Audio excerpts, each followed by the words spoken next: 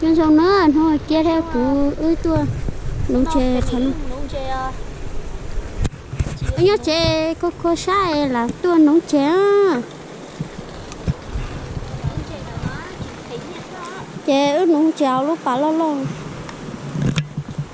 rồi nói học tê chẳng ta sẽ nó tao lên nó chè kia cái tờ tụ nó lò khi tôi có té téo có cha lý sư quá tôi có nè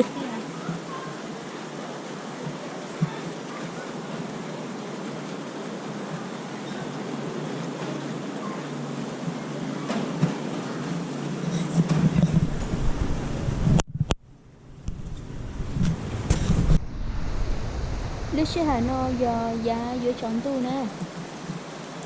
cái giờ lúc xưa hà quên chơi tỏ nè tiệt si lúc cha nó chơi chỉ tỏ nè vậy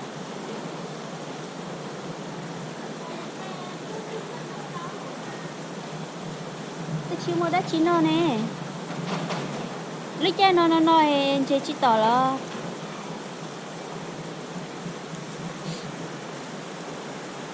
chỉ mua đã chín giờ máu ấy tôi nướng trên một giờ máu này rồi chỉ tỏ thiết chế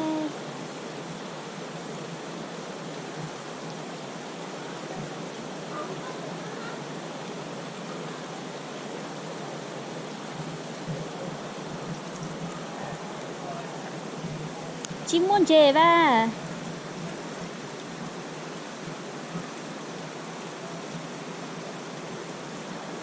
chuyện chơi yêu nấu nó nếu nó cá đua chuyện chơi có một giữa tọt ta la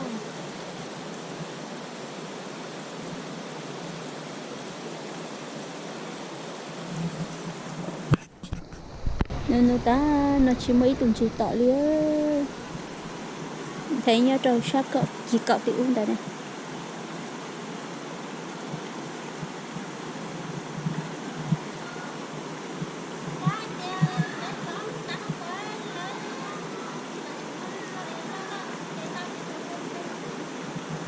hả?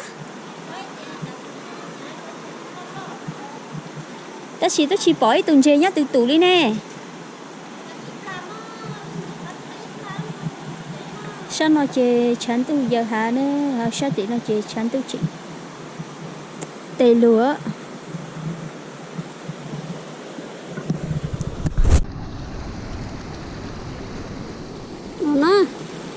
Ít câu ít số một kia tao ít từ mình cho nên anh nó số rồi kia câu tao nó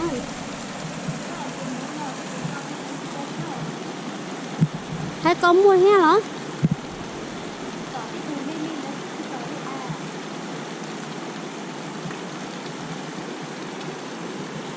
chè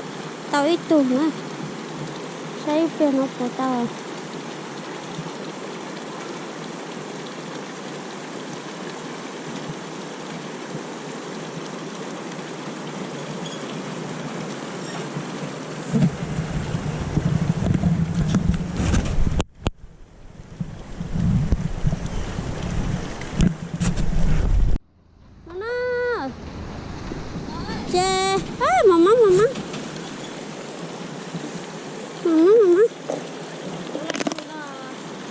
tao tủ la la rồi này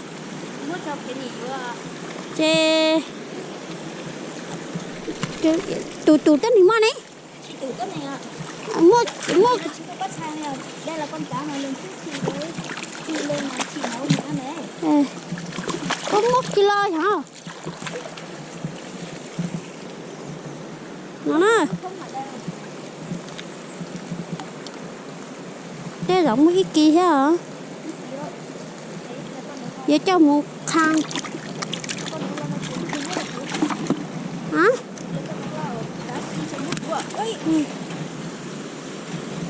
vậy cho một kho hấp xin ý kho riềng là kho chuối cũng được con này kho cái gì được hết ô bà ơi trời ơi lị đây lo của tôi nấu lọ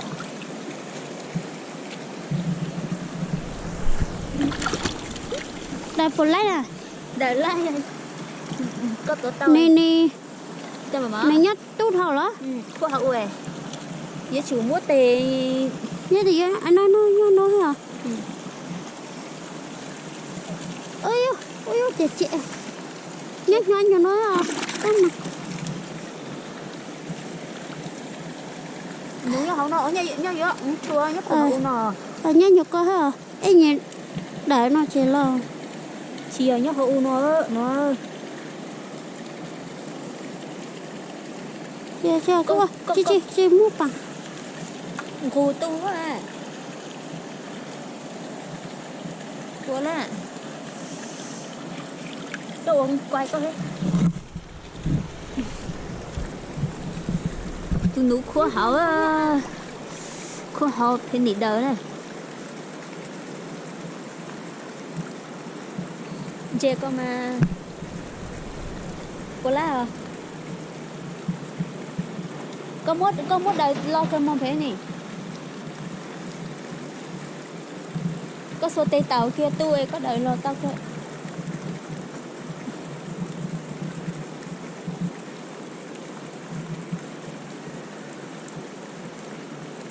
có lo chỉ lo chưa của đời hết ta là tu là tu hả còn của đấy của tu tôi chỉ là chị nè tôi để con tăng hết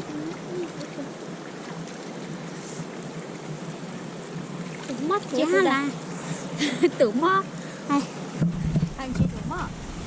thấu khách cho này ô lâu trông téo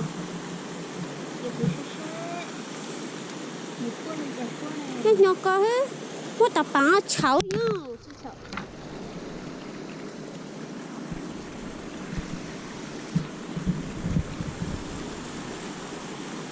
của tu hả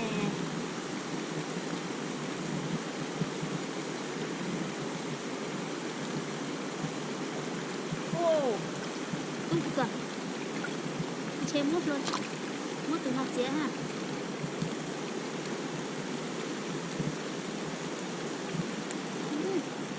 tí vô đúng chiếc ra cũng một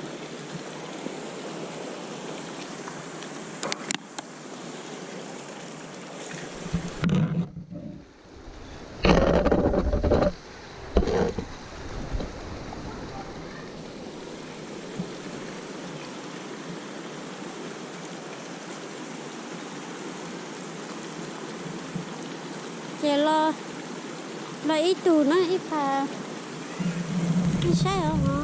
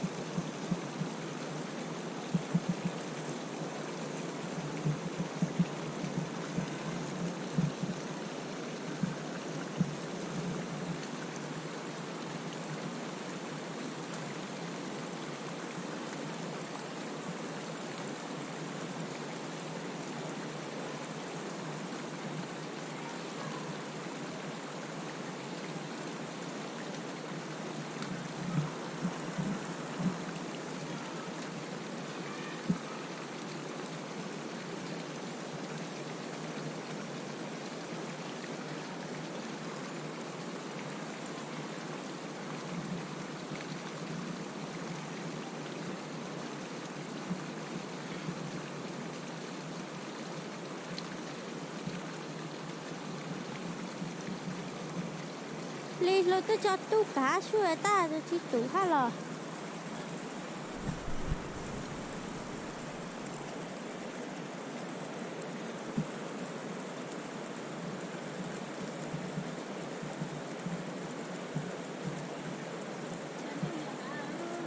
hả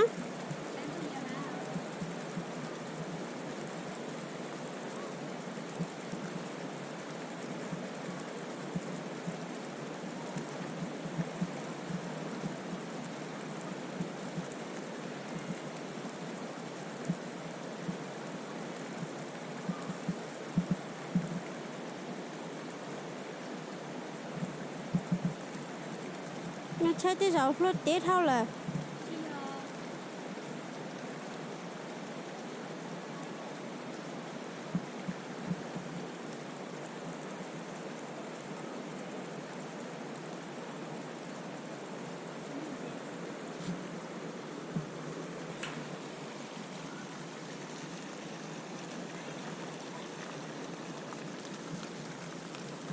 cái là chơi chết nông trẻ hình á cái nông trẻ cái là tao hình có bữa nó nọ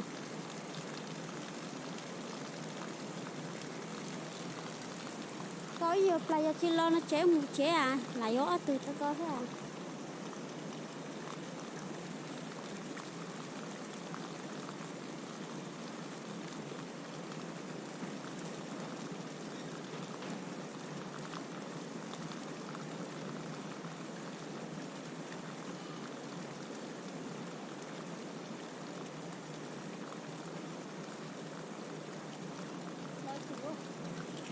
ta nói kia tao lấy tụi ấy tụi nó mê là lo à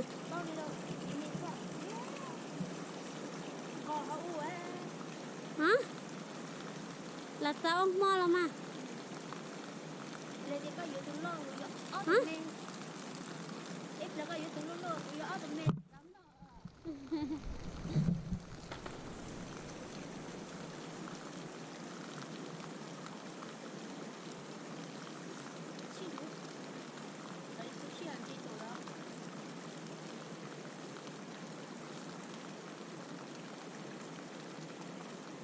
chả nó có mua leo là có biết tụi tôi tao cho lấy tụi lia nó mua gì tụi mốt quê nó mua quê là khó khăn mà nó mua cho bắt tụi tôi quê tụi tôi ấy nhân tiền chụp rồi biết tụi nhá à biết tôi tiền nào cũng có mấy tin nhá ngò giờ biết tin là con trai biết tôi chạy biết tôi đó các người cũng vui ha muốn kia tôi vừa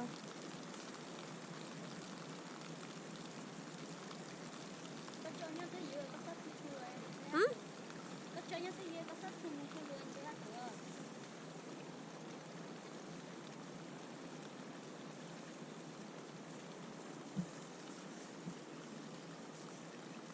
ít lấy hôm nay ta phải là chim nó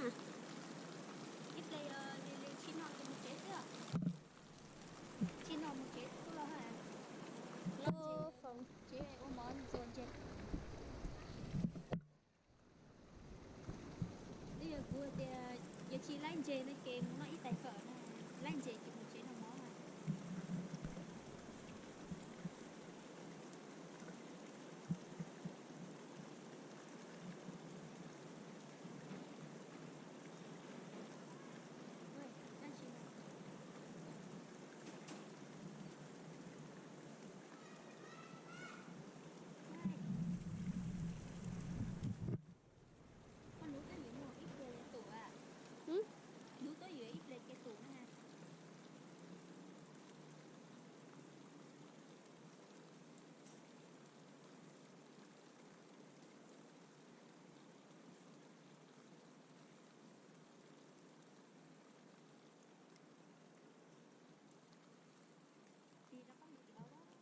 tao ở tù chè tao có ít rồi mà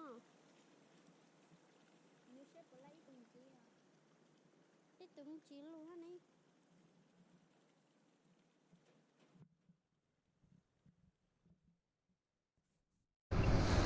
nó cái một đó tao tuổi thế này chè muốn đâu nó sao lo nó mê đi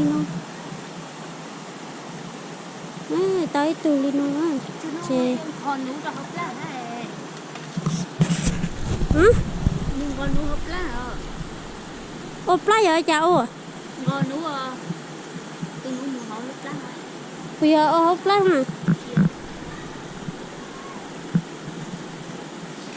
ôi trời ơi phải sát luôn qua ha có tu là ôi ơi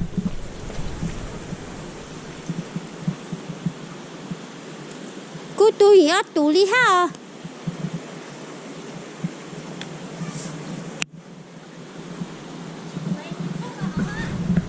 ta chỉ nó chế ta tạo yếu tủ xí nó ta tạo lò sẽ chạy yếu chung chế nó tủ tết xí mà đi khi tao đi tủ giá nhiều tết ít xí à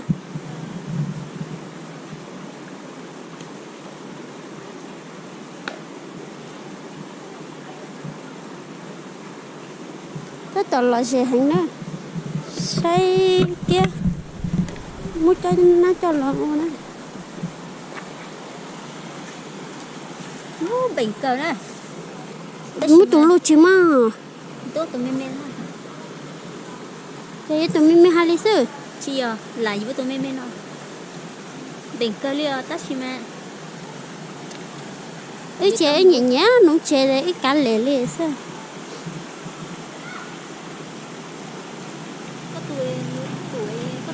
không hào này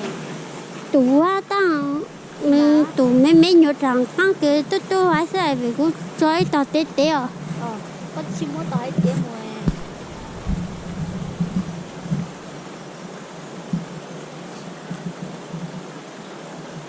sao cũng nói tụi mình mẹ hả mồ nói tụi mình mẹ cú vô ha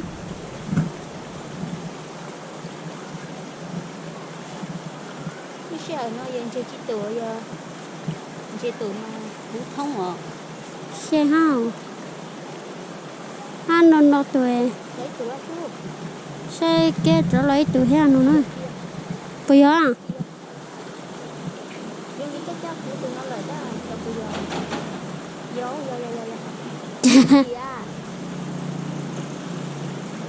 muốn người ta nó chỉ có cái gì rồi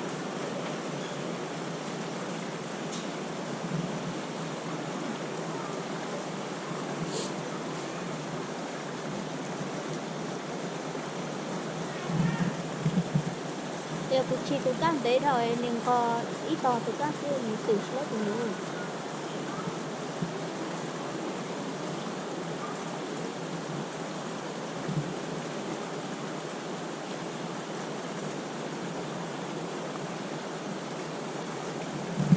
tao lúc cha nó ít thì trẻ thì tôi ý rằng nó là chi tài rồi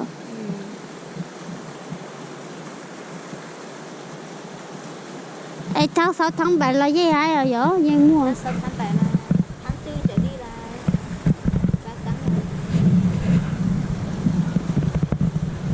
lúc lót đi về lúc chuyển tôi số trên tàu cơ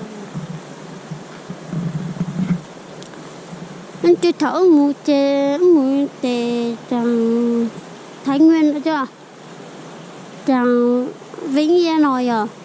đó mà chế tuổi tệ mà phụ chỉ mong có học bằng rồi Vĩnh Yên lúc chuyển nó chế chua chứ là nó chỉ làm gì à để chỉ chua thế chứ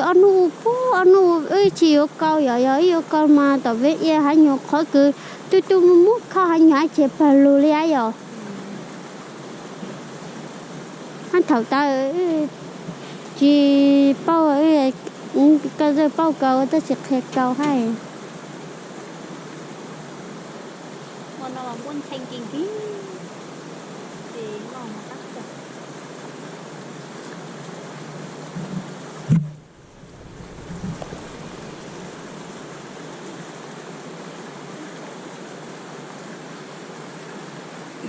bây giờ biết một thứ hai biết lo thầu có tế có em biết là tụi cá tê rồi trâu tê biết mà cha chê bị cá lụt ra chế nữa thứ ba biết tôi cái ta hả Trâu tính cần đủ. ừ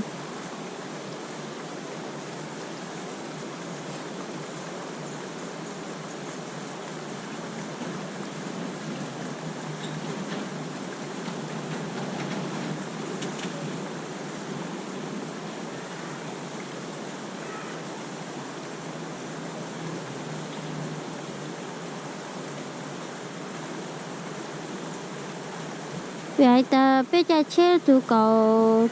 cho cậu tính mà biết tụi cá gì bao tí mà chỉ bao ta vô muốn nhóc hết đường Nhớ là bé gì.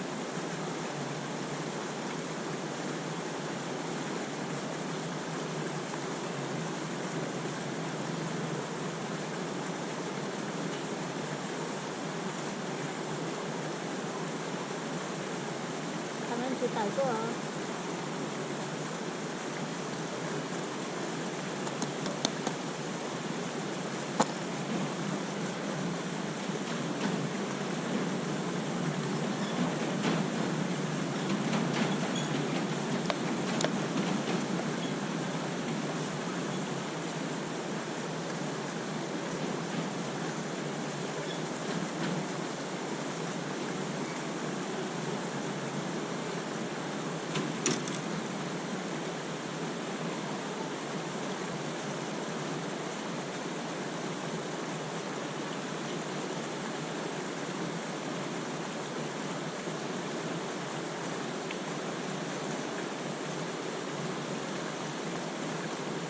Chị tính một triệu.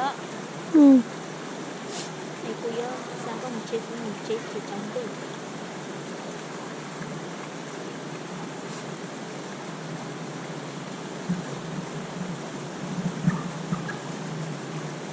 Con tàu mấy một cái phòng ba tôi còn cắn cơ. một bay đó Cắn cơ.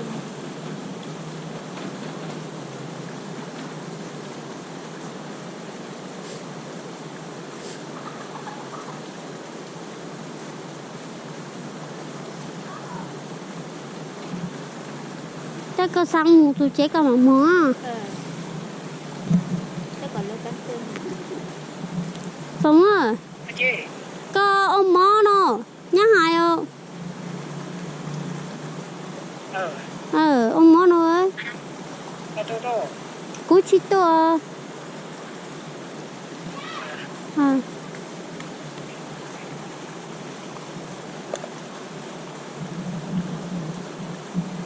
Bây giờ cá lại giòn có được chưa? ừ Bảo bây giờ cá lại khác được chưa?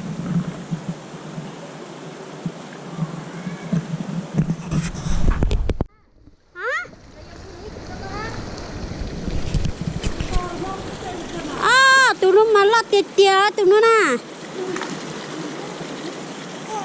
tụi nó mà ớt kỹ liệu hả ăn để lại ăn nhớ rồi rồi ơi chị tao là chưa ơi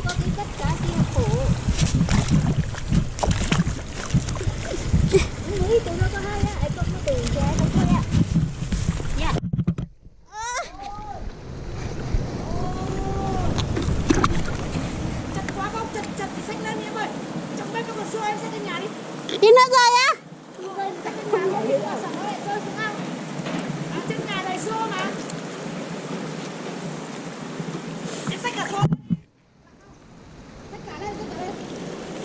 Đập một phát cho nó chết liền đó chị. thế đập đi đằng nào cũng về giết mà chè nó to ấp biết tù á thế trong một chén nó trong một lùi mảng ly trong một chén nó to ấp biết tù lên nó mỗi ít là mà ấy mà lại cái tới giờ cao hả nè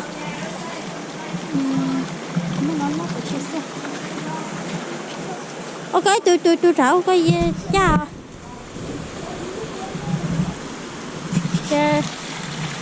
Nụ là bảo nó này cái gì à cái cũng cho nó mặn cay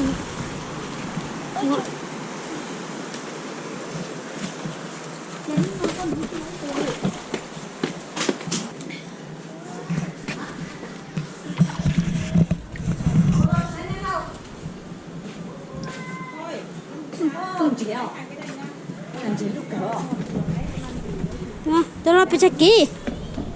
No. Cân 6. Có dân chỉ hả? trên 6 Ô, câu là con cá to đây à? mà mẹ cháu lấy tính tiền này Ê, con nữa. cái này cân 6 này 6 cái này nặng lại này. Ui, bây giờ dẫn đầu đi là Không, cá to khác, cá nhỏ khác. có dẫn nó ăn đấy. 5 lạng Chị là bé. Có dẫn nó ăn. thấy nè thấy Nó ta nó hở. giờ miếng hóa ra giờ Để phi nhau nó. Thấy con tụi nó mình chỉ tắt. Đi thôi. Ê, rồi dẫn nhau đi ăn. giờ Có bao nhiêu tụi nó? vô hả Thì cũng mà mấy tụi dâu đâu con. kia cái chi vô nó chở giao trái vô hai vô tụ phải coi cái vô tụ luôn mà Mấy tụi dâu cho con. Dám cho mình thấy nó nè. Nhưng mà cái này phải đặt cho nó chết đã. Tao chỉnh thấy rồi tao có. cái này chơi nó À, bây giờ nó là tụi nó dài hả? Ít kia bảo vệ. Ít kia bảo